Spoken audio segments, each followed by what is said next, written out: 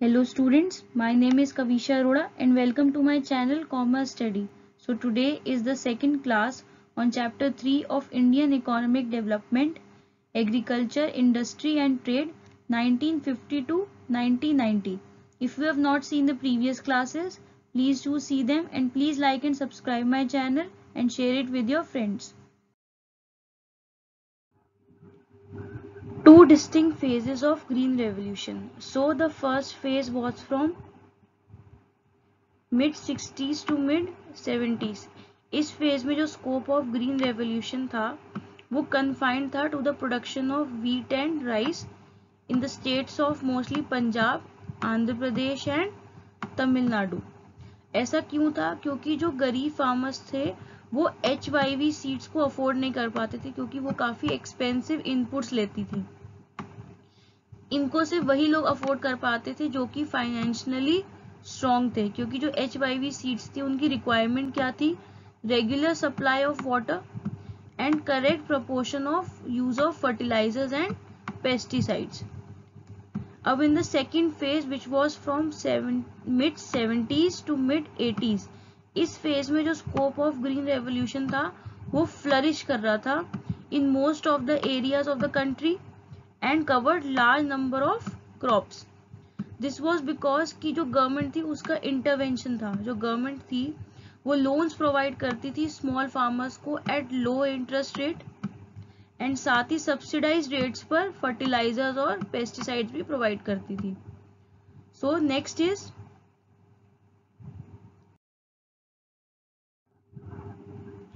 Gains of green revolution.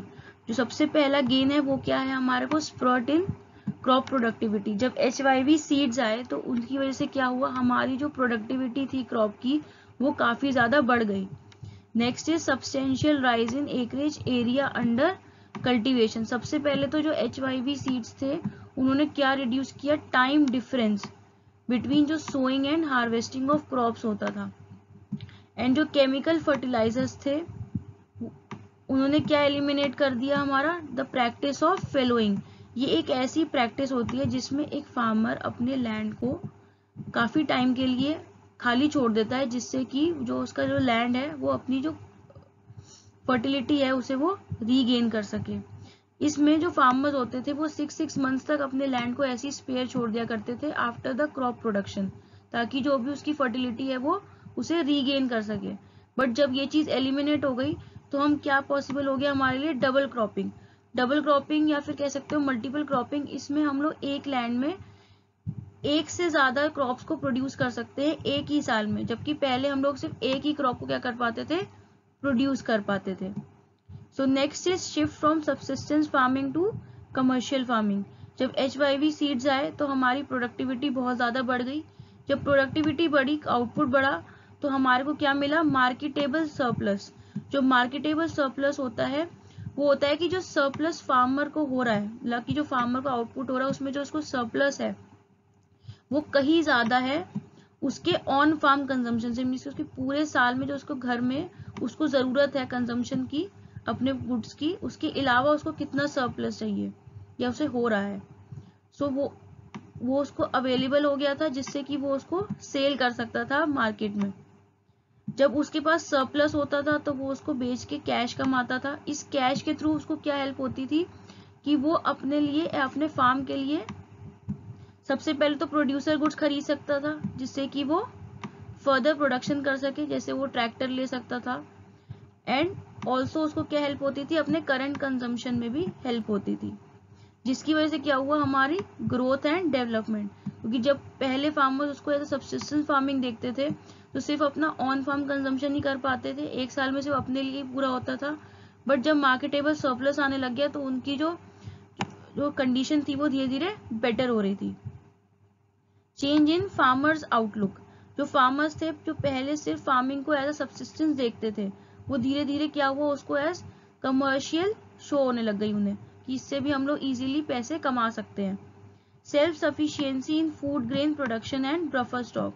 जब HYV seeds आए तो हमारी कंट्री में बहुत ज्यादा आउटपुट बढ़ गया जिससे कि हमारी कंट्री में सेल्फ सफिशिएंसी होने लग गई फूड ग्रेन्स की।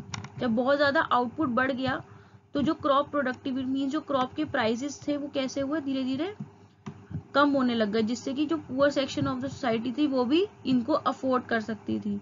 और जो गवर्नमेंट थी वो अपने पास बफर स्टॉक सकती थी कि अगर कोई प्रॉब्लम आएगी तो वो इसके थ्रू कवर कर लेगी। सो नेक्स्ट इज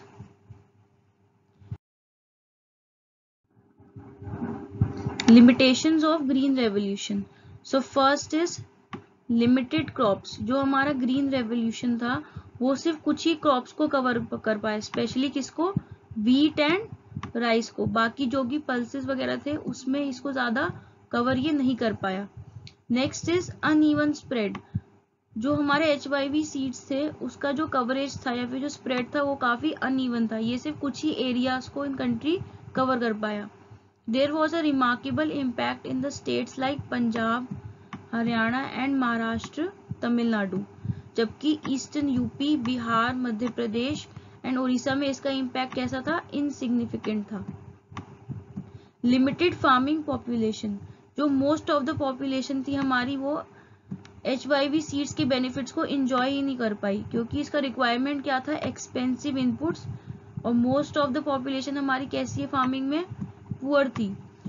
स्टिल जो रिच फार्मिंग पॉपुलेशन थी हमारी, जो कि लेस है बट कवर करती है most of the farming area, वो उसने इसके बेनिफिट्स प्रॉपरली लिए, जिसकी वजह से हमने थोड़ा बहुत इंक्रीज इन आउटपुट देखा। बट स्टिल ये most of the farming population को कवर नहीं कर पाया, क्योंकि वो कैसी थी, पुअर थी। सिर्फ इसका जो बेनिफिट था वो कौन लोग ले पाए, जो कि रिच फार्मर्स थे। जो पुअर फार्मर्स थे उन्हें तो इसका बेनिफिट मिला ही नहीं। Next is economic divide. दो गवर्नमेंट ने बहुत सारी कोशिश की, उसने कंसेशनल रेट्स पे लोन दिए, उसने केमिकल फर्टिलाइजर्स और पेस्टिसाइड्स दिए सब्सिडाइज रेट्स पर। स्टिल जो मार्जिनल होल्डर्स थे उनको या फिर जो पुअर हमारे फार्मर्स थे वो बेनिफिट्स नहीं ले पाए HYV सीड्स का, जिसकी वजह से सिर्फ रिच ही फार्मर्स ले पाए। तो रिच और पुअर के बीच में गैप बढ़ता गया। Thus the overall impact was that कि जो गवर्नमेंट थी उसने बहुत एफर्ट्स किए कि सबको बेनिफिट्स मिले, लेकिन इसका बेनिफिट सिर्फ किसको मिल पाया, रिच को। जो पुअर थे वो अपनी पॉवर्टी की वजह से अभी भी इसको अफोर्ड नहीं कर पाए, जिसकी वजह से जो गैप था रिच और पुअर का वो कैसा था, वाइडन होता गया। So it is all for today. Next classes में इसको आगे का कवर करूंगी मैं। Please like and subscribe my channel and share it with your friends. Thank you.